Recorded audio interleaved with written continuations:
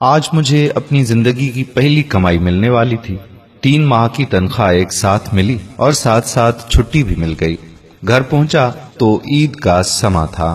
ماں باپ بہن بھائی سب بہت خوش تھے۔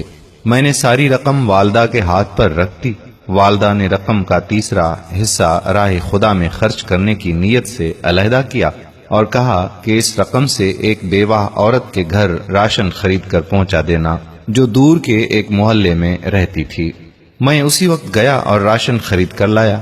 گھر میں میرے لیے پرتکلف طعام کا انتظام کیا گیا تھا۔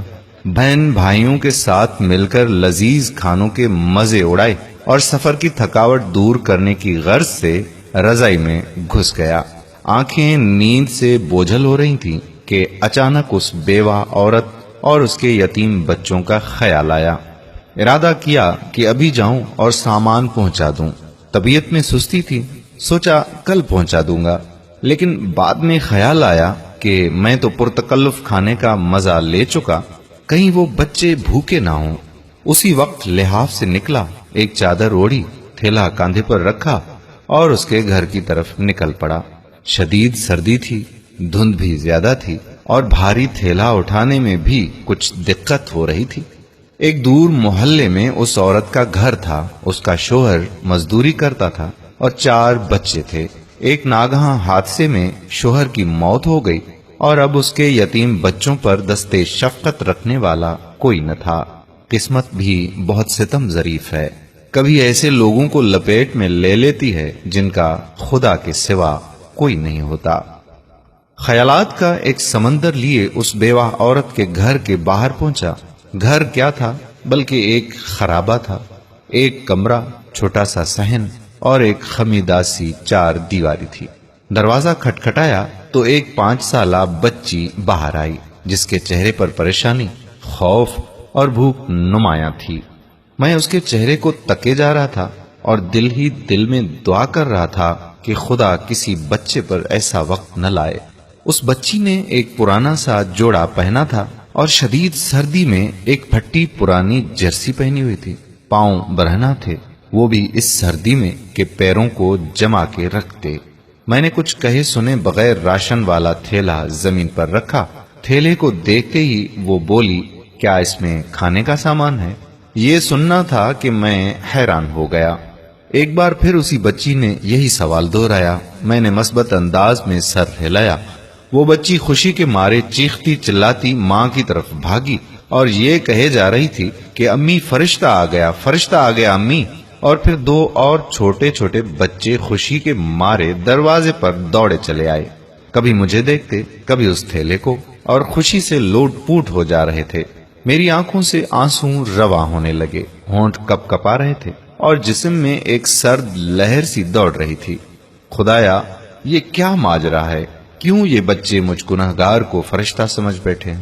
انہی سوچوں میں غلطان تھا کہ ایک خاتون جو ان کی ماں تھی دروازے پر آئی اور دروازے کی اوٹ میں کھڑی ہو کر دھیمی سی آواز میں یہ کہنے لگی کہ میرے بچے 2 دن سے بھوکے تھے۔ غیرت گوارا نہیں کر رہی تھی کہ کسی کے آگے ہاتھ پھیلاؤں۔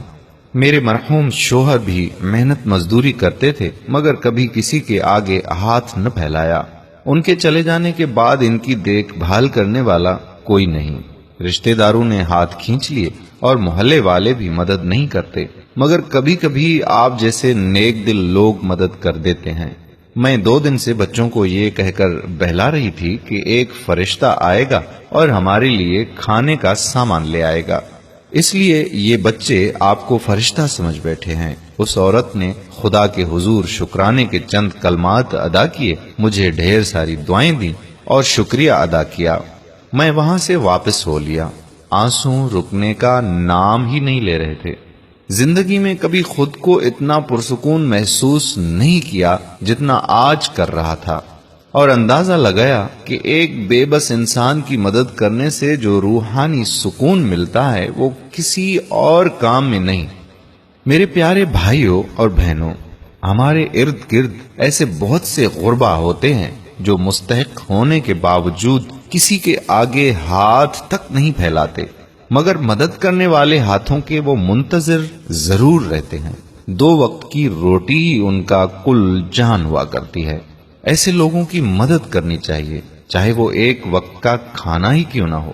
تو اپنے آس پاس کے غربا پر نظر رکھیے، اور جو بھی آپ کو اس طرح کے غریب نظر آتے ہیں دل کھول کر ان کی مدد کیجیے اور دلی اطمینان اور سکون حاصل کیجیے اور اللہ رب العزت کو راضی کیجیے۔ اس ویڈیو کو ثواب کی نیت سے شیئر ضرور کیجیے گا۔ اگر آپ نے ابھی تک ہمارا پیج پیارا اسلام لائک نہیں کیا تو ابھی سے لائک کر کے فالو کر دیجیے، اور ساتھ ساتھ ہمارے یوٹیوب چینل پیارا اسلام کو بھی سبسکرائب کر دیجیے تاکہ ہم ایسی مزید معلوماتی ویڈیوز آپ تک پہنچاتے رہیں۔ جزاک اللہ خیرہ۔ السلام علیکم ورحمۃ اللہ وبرکاتہ۔